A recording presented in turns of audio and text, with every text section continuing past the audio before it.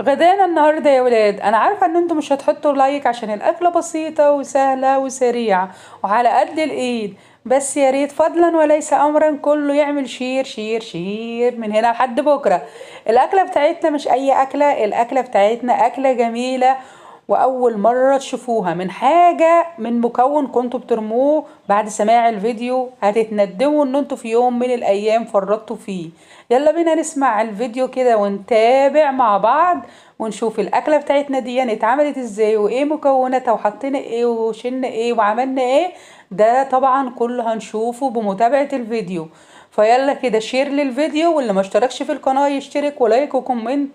يا احلى متابعين واحلى مشاهدين لقناة ايمي والعائلة.